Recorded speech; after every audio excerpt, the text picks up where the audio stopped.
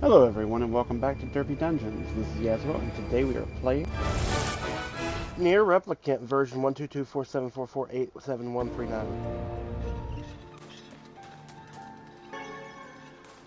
So we are back in Cocorico Village. Not really Cocorico Village, but I mean, this place has some Zelda-like quality. Beware. Beware the words. The words? What do you mean? Contagious words. Oh, fun. Those who dream. Those who dream. Hold a moment. There is a strange new sensation in my mind. Lysa's voice rose in a quizzical way. It is not quizzical. Wait, what? What's going on? The villager's body shuddered as he slowly opened his Perhaps eyes. we should start by asking this man. Who are you? We heard something happened to this village, so we came to see if we could help. The mayor stared at me and Weiss twice. If you can speak to me. I must have caught you in my dream. In your dream? The mayor explained. In the past weeks, a mysterious disease called the Death Dream had spread across the forest, a myth. Those who caught it were cursed to fall asleep and live forever within the world of their own dreams. The village mayor had determined the Death Dream was spread from person to person by spoken words. Before he could learn more, the disease took him as well. Weiss stared at the mayor, his mouth twitching Now slightly. see here. Are you saying that we have been absorbed into your dream? Well, yes. I think you have. In other words, we've caught the death dream? Before the mayor could confirm my suspicion, Weiss exploded with rage. Ridiculous. Preposterous. Completely unfathomable on every conceivable level. I don't even recall falling asleep. That's just how the death dream works. Though polite, the mayor was clearly trying to brush aside the book's remarks. My remarks are not to be brushed aside, fool. The mayor twisted his mouth into an embarrassed grimace, then quickly changed the subject to who he had seen, or who I had seen, and what they had discussed since coming to the village. Something there must have caused you to enter my dream. A certain conversation, a specific word, something. Me and Weiss racked our brains, but could find no easy solution. There were simply too many words to consider, too much random chatter, too many meaningless Grimoire conversations. Weiss does not engage in meaningless conversations. The mere suggestion that Weiss chose his words carelessly seemed to sting his pride. It does not seem to sting my pride, you bloated gasbag of a narrator. It has demolished it utterly. Irritated, Weiss looked skyward as if searching for answers in the I heavens. was doing no such thing. Just leave me alone already. The anger created by his harsh words bled over to Yaz like a contagion. Uh-oh.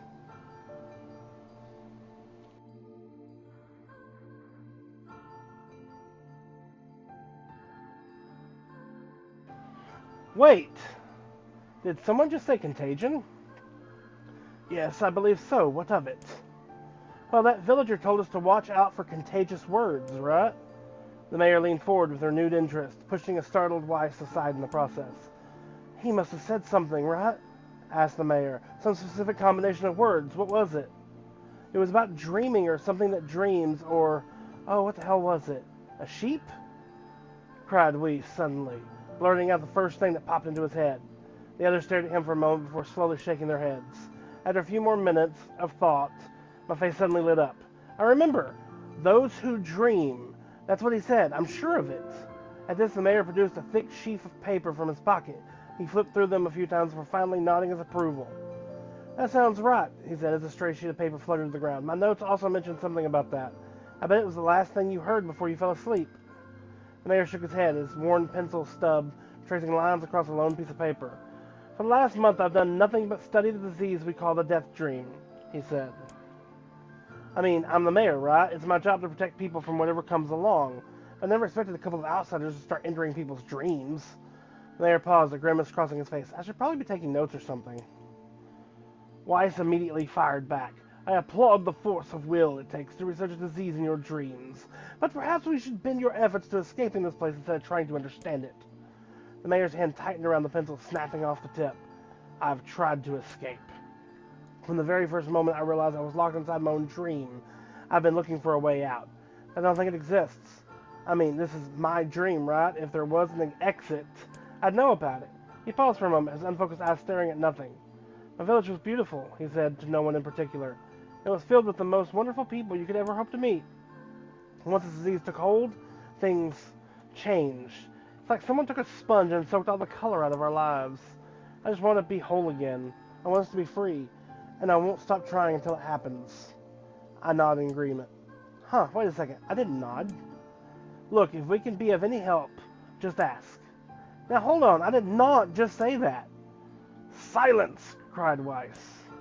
Grimoire looked from me to the mayor and back again, his face filling with confidence. Grimoire Weiss's face is always confident. Thank you very much. Now see here, Mayor, you told us that nothing can exist in the dream without your knowing of it. But yet you seemed surprised to see us when we first arrived. The mayor slowly raised his head, realization dawning on his face. Oh my God, you're right. You're right. I had no idea you were coming. The human imagination is a limitless engine, said Weiss. And dreams are the fuel. If you can imagine an exit, then it must be so. With your permission, we shall search it out. Thank you, said the mayor. I don't know how I can repay you.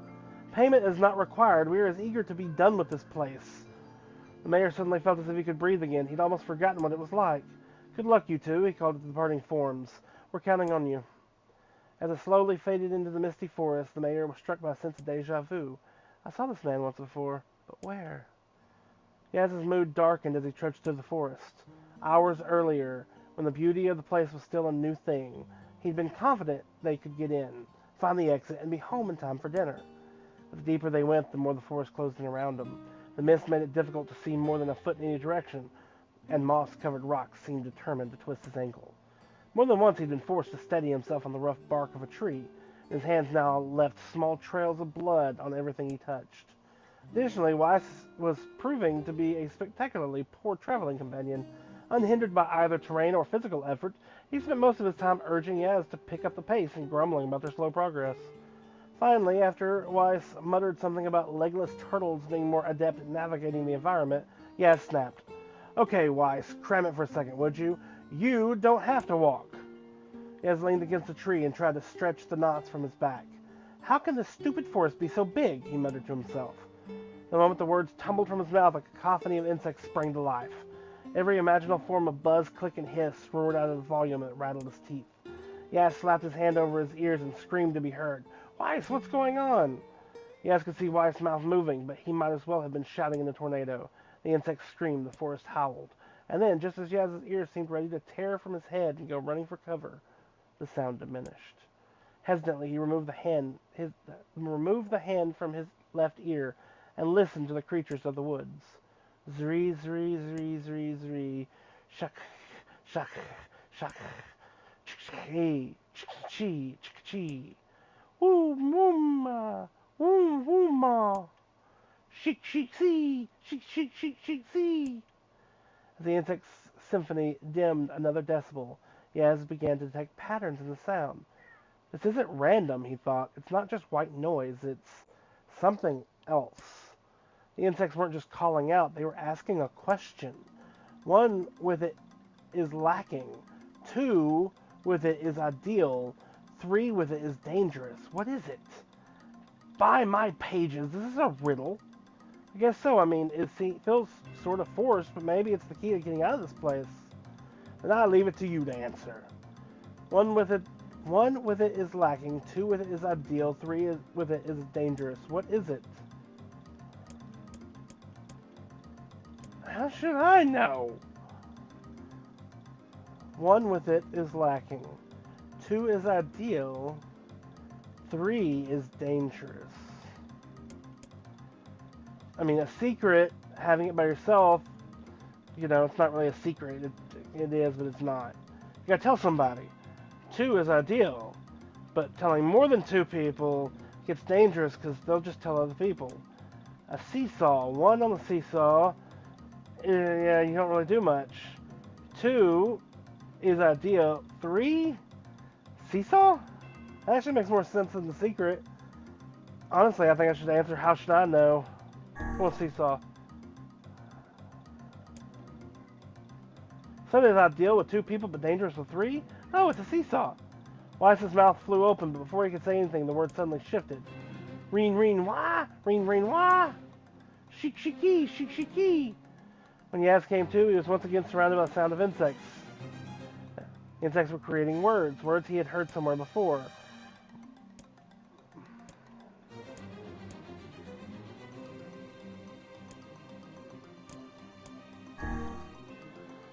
Inwardly furious that Weiss left the task to him, Yaz sighed and gave the only answer that made sense. It's a secret. Right? Sound of the insect stopped as suddenly as it began. The forest undergrowth parted before Yaz like a rippling wave opening a new path. These forest arthropods are making a road for us, said Weiss with glee, pleased at passing the test. Yaz moved on with new intensity. The path offered his body relief from the undergrowth, but gave even greater cheer to his mind. As long as they were on a path, their journey had a purpose. Guess the force has accepted us, huh? Said Yaz after a bit. Weiss spun around to face his companion. Do not mistake the will of the forest for some happy pet you can suddenly befriend. We have no idea where this path leads. As Weiss finished speaking, the pair turned a corner and found themselves facing a clear forest spring. Smiling, Yaz picked up a small rock and sent it skipping across the surface of the water. Good heavens, said Weiss. His surprise was understandable. Each time the rock struck the surface of the water, a musical note rang out. When the rock finally stopped moving and sank to the bottom of the spring, the ripples it left behind came together and to form words. I enter through the window, but break no glass. When night falls, I vanish. Sunlight? I enter through the window, but break no glass. When night falls, I vanish.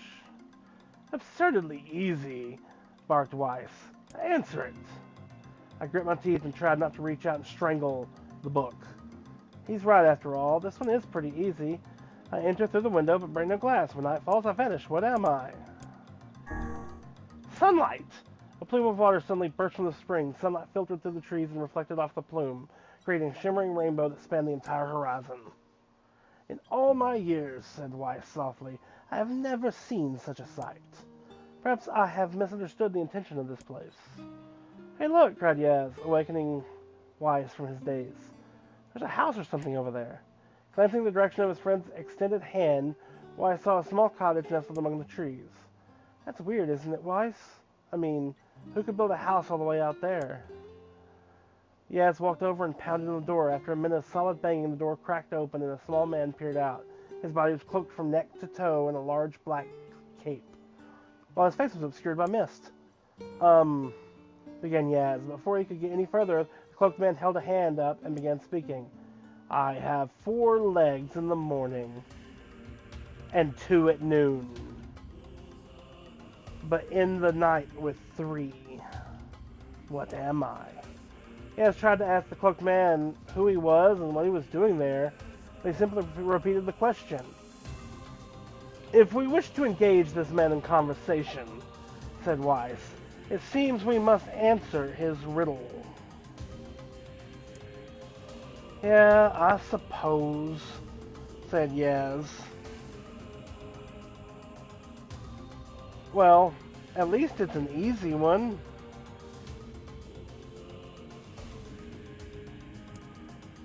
I have 4 legs in the morning and 2 at noon, but in the night with 3. What am I? 4 legs in the morning, 2 at noon.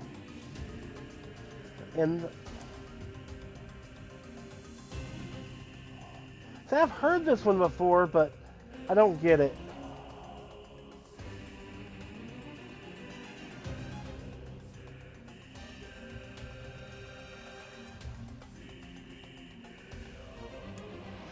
I don't understand this riddle, but I know the answer. The mist dissolved from the cloaked figure as he spoke a single word. Correct. With that, the man flung his garments aside, revealing his true identity. You're the mayor. cried Yaz. The small man slowly shook his head. I am not the mayor you know, now listen to my words.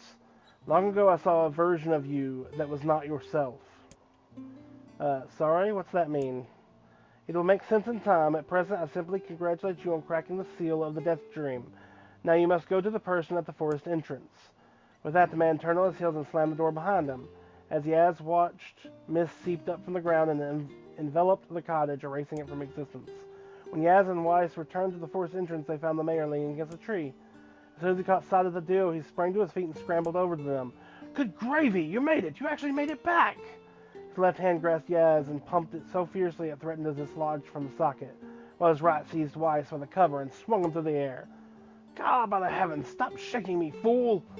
We have not even told you if we were successful or not. The mayor smiled broadly and shook his head. I'm just happy you're alive. I didn't think I'd ever see you again. Yaz withdrew himself from the mayor's eager handshake with a slight smile. We broke the Death Dream seal. At least I think we did. The mayor's face beamed as Yaz filled him in on the details. When the tale was done, the three of them laid down on the forest ground and fell asleep. Yaz cocked his head. Okay, hang on a second. This is crazy. Why would we just lay down and go to sleep? Cease your endless prattle and go to sleep, fool. Fighting against the rules of this place is futility itself. Yaz and the mayor obediently reclined atop the grassy earth. Have you forgotten? Continued Weiss. It is words that control the Death Dream, words that allow us to move from place to place. No matter how unnatural they seem, the words are absolute. Therefore, if the words tell us to sleep, then sleep we shall. And once we do, the story will continue. With that, the trio found their eyes growing heavy, with their breath slowing. This is the first time, began the mayor, the first time I felt tired since I was imprisoned here. His words were cut off by a loud, long yawn, and he remembered nothing more. They might have slept for an hour or a year. When they awoke, things had a slightly more real quality to them. The mist felt thicker, the leaves greener. It was clear that they had awakened from their dream. Yaz shook the mayor's shoulder gently. Good news! I think we made it. Oh wow, said the mayor in an awed voice. We did, I'm back. He blinked once and then again, as if not quite believing the sight before him. You two have no idea how much this means. The Death Dream was spreading through our village, and I wanted to, well, I thought I could figure out how to stop it. But I guess this wasn't the case. I must have caught the disease and become trapped in my own dream. The mayor started to stand, then collapsed back to the earth. He stared at his legs as if trying to remember how they worked, then glanced at Yaz and shrugged.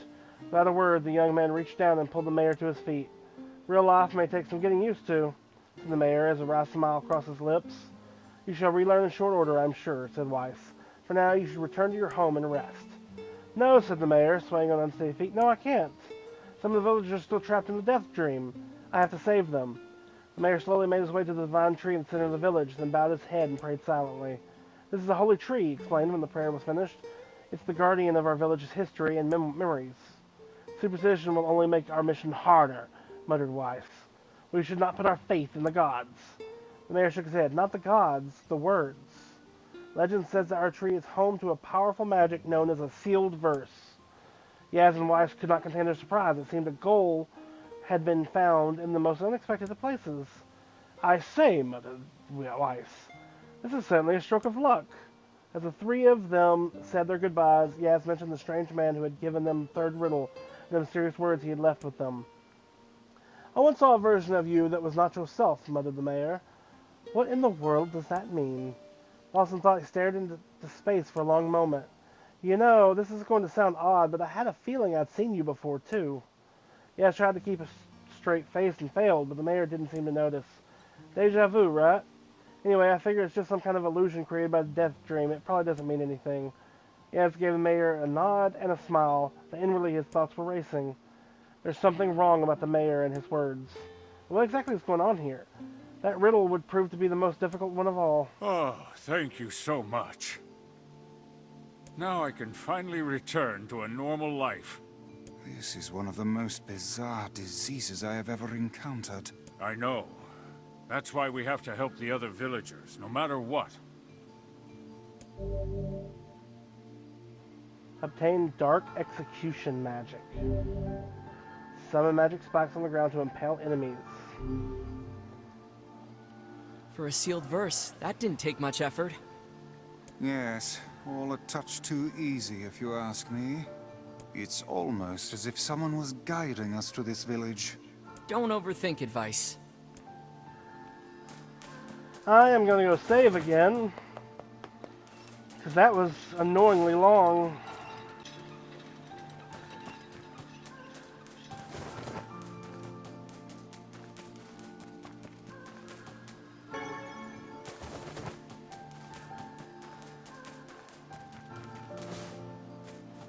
I don't know if I want to talk to any more of them. Guess I have to. This person must be dreaming too. It would appear that way, yes. Man. Can't say I'm very excited to go back there. That dream world sorta creeps me out. Perhaps you should spend less time complaining and more time getting on with the mission. Yeah.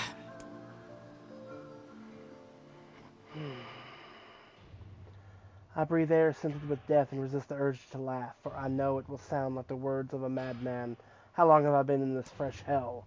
My box, my prison, it's tucked beneath a stairway, in a long, unused catacombs of some infinite castle. Outside I hear the sounds of the funeral dirge that plays without end. Light has no place here.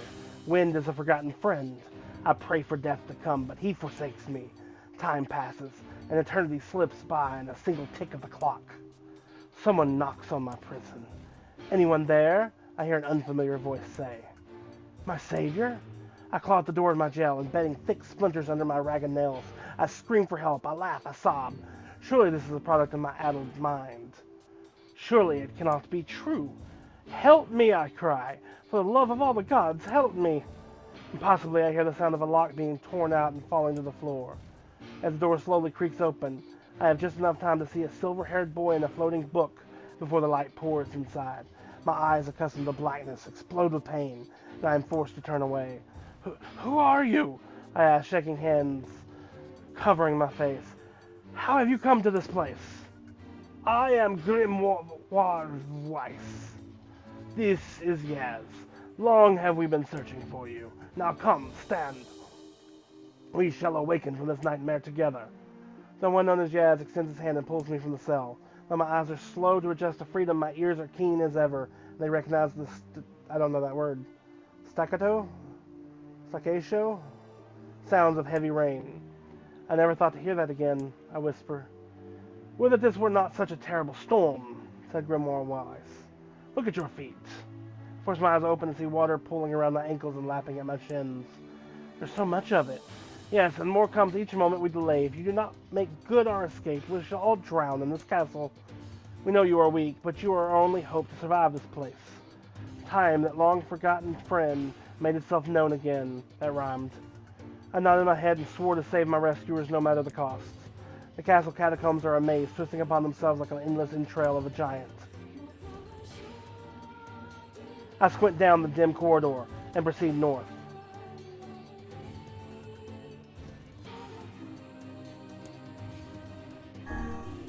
At the end of the corridor, I found a row of 20 gorgeous canopied beds resting atop a carpet of velvet. All are covered in a thick layer of dust and cobwebs. Searching for the door in the next room, I come upon a shapeless mass of gray matter. It has been shoved against the side of the wall, and despite my fever, I think I see the outlines of a door just beyond. When I reach out my finger to touch the piece of mass, it turns to dust and drifts away on the wind. Realization slowly dawns, and I fall to my knees and weep. Corpses. I face a mountain of charred and crumbling corpses. I look from it to the beds and back again until the horror dawns full upon me. Someone has piled these bodies into a tower and set them ablaze. Whether they were alive or dead, I do not know, and sanity will not permit me to consider the proposition further. I make a sound, whether scream or laughter, I cannot be certain. Then my mind grants me merciful blackness, and I find myself opening the door and leaving that most terrible of rooms. I squint down the dim corridor. I mean, if I was going north, I entered a room. Going south would just put me back where I was, right?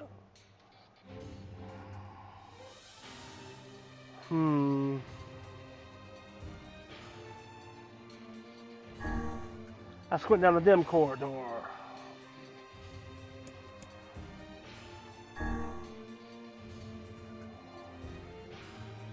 Squint down the dim corridor. Am I not doing it right?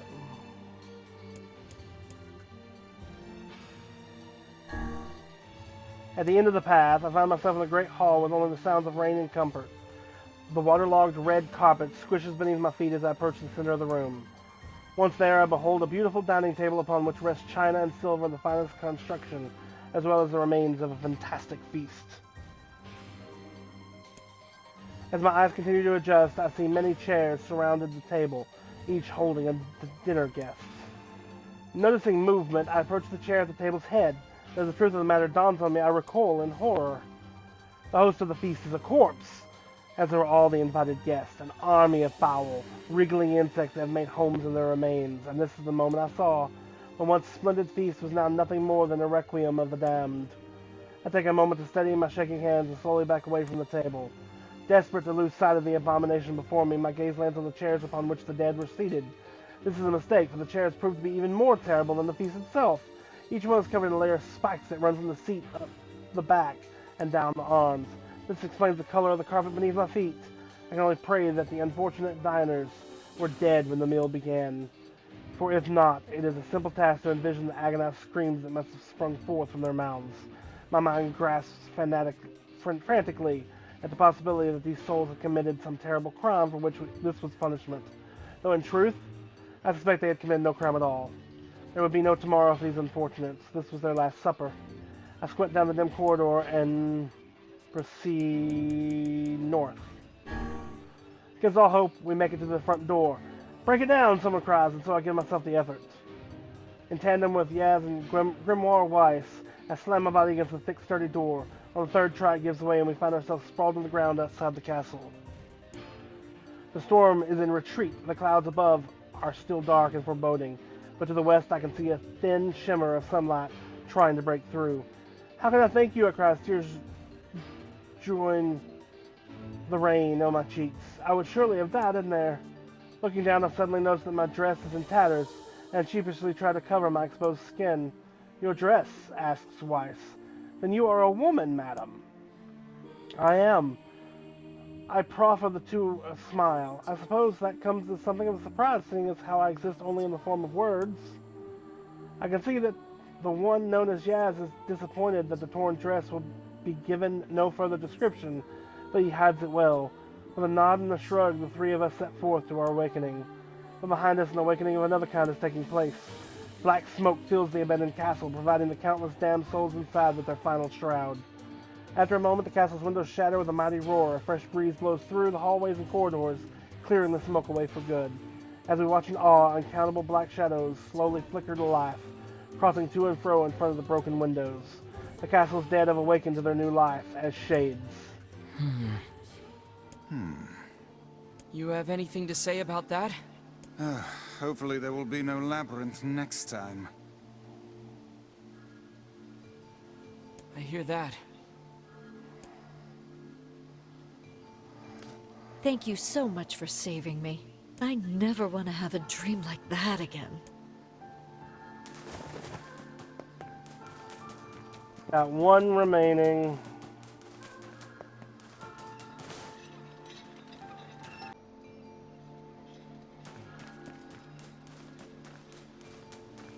We have one more.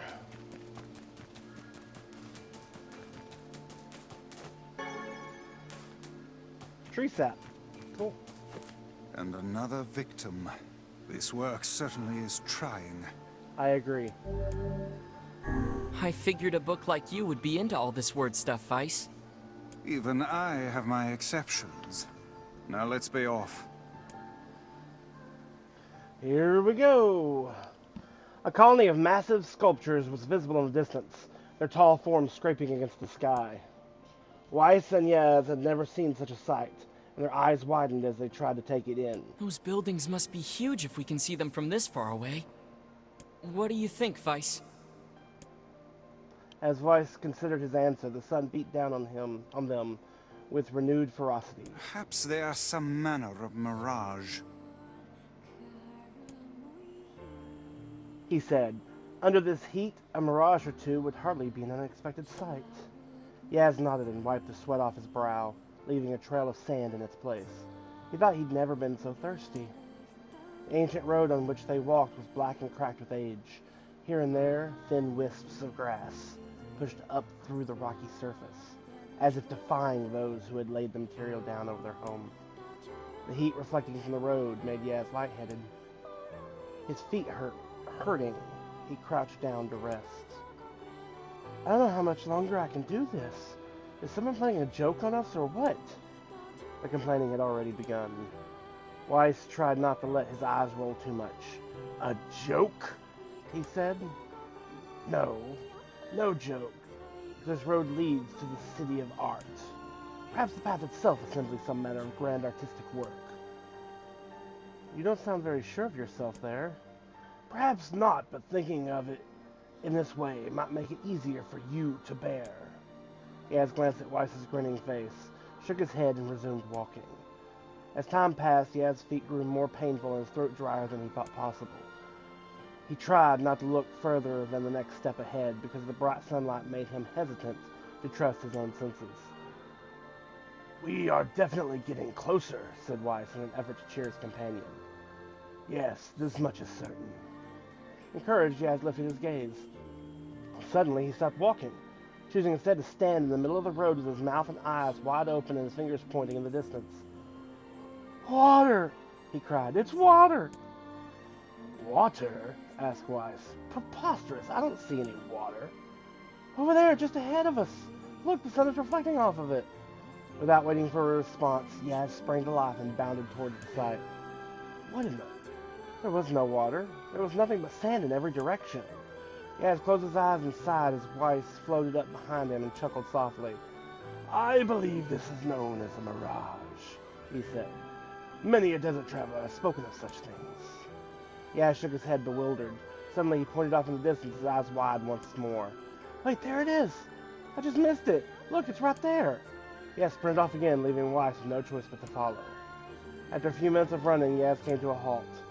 Could have sworn it was right around here. Confused, he put his hands up to his eyes and rubbed them vigorously. As soon as he stopped, he noticed a blue shimmering pool of clear water just over the next rise. With a shout, he bounded off in search of it. The chase continued for nearly an hour, until an exasperated Weiss finally floated up to Yaz and struck him in the face with his cover. Enough, you blithering idiot! Stop this at once! There is no water here. Yaz's face clouded. There isn't? There is not! And perhaps next time you will listen to me when I tell you as much. Weiss paused for a moment, then continued speaking in a slightly kinder tone. However, I suppose this mad chase was not altogether wasted. It seems we have arrived in the city of art. Yaz looked up. Stretched out before him was a row of impossibly tall sculptures. Their journey was at an end. They're huge! Cried Yaz, completely forgetting the heat and pain of the past few hours. I've never seen anything so big. Each sculpture was formed from roughly the same shape, a tall rectangle that stretched up towards the sky. That is where the similarities ended. Most were covered with panes of glass that reflected light in 1,000 directions, while others seemed to be nothing but frames of steel. Some had tall spires on their tops, while others possessed triangular caps. What kind of city is this? Said Yaz. Where are the people? Where are the houses?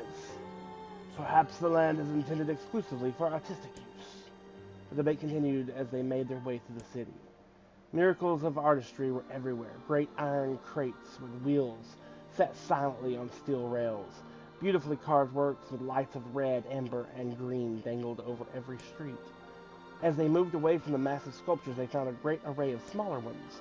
Some were covered in glass or brick, but many were composed of materials they had never before encountered. The sheer variety of colors and styles was staggering. Unable to find a theme or purpose of the abstract works around them, Yaz and Weiss eventually fell silent. On the outskirts of the city, they discovered 3 sculptures in the shape of humans. Yaz uttered a sigh of relief as he approached them. Finally, I was getting tired of modern art.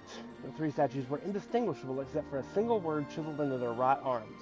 One read Alpha, one read Beta, and the final one read Gamma.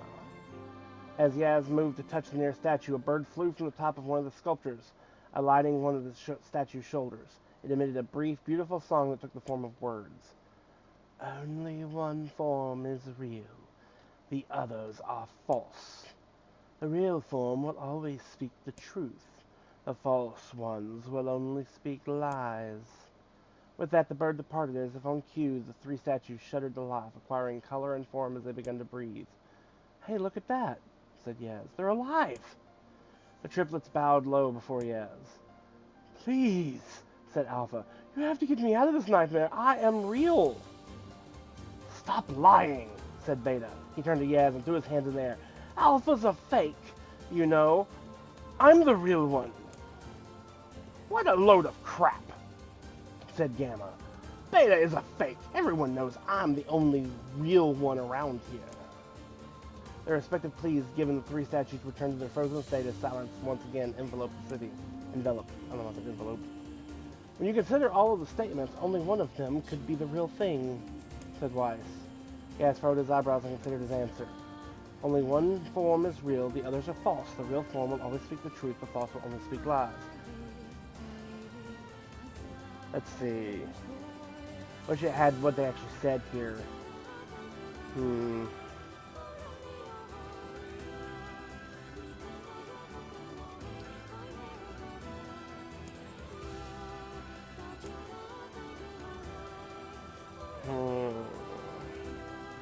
must get me out of this nightmare. I am the real one. He is a liar.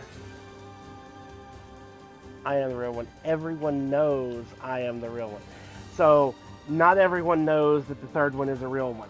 It is not Gamma. It is either Alpha or Beta. Because not everybody knows. So, and he only speaks in lies, and he said Beta is a liar. That makes Beta the one telling the truth. So the real one is Beta. Though Yaz's voice betrayed a notable lack of confidence, he was relieved to see Weiss nodding at him. If Alpha were telling the truth, began Weiss in the dry tones of a lecture, Beta and Gamma would be fakes. But in that case, Gamma's claim that Beta is fake would be the truth, even though Gamma is a liar. Therefore, that theory crumbles. Now let us presume that Gamma spoke the truth.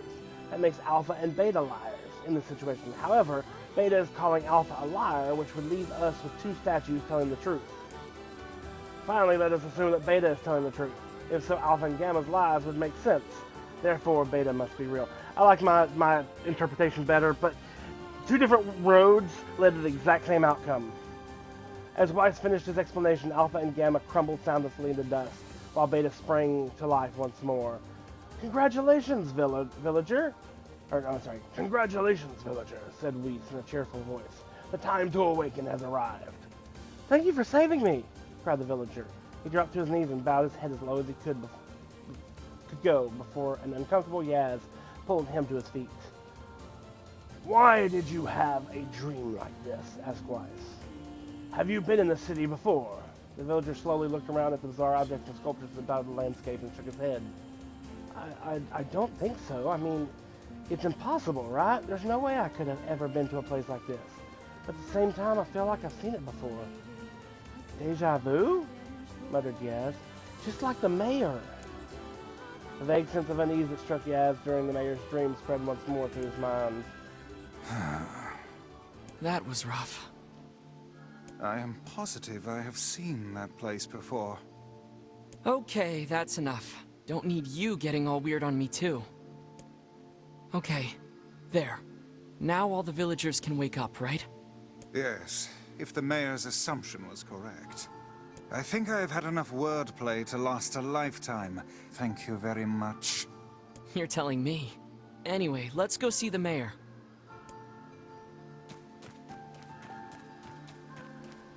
We're off to see the mayor of this place. Oh, how wonderful. Thank you so much.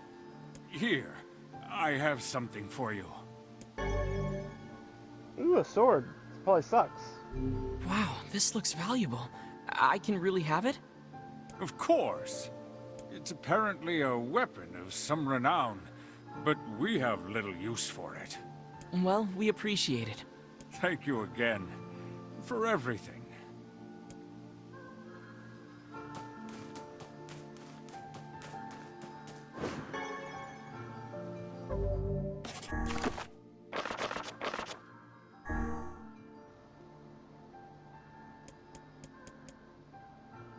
Oh, wow.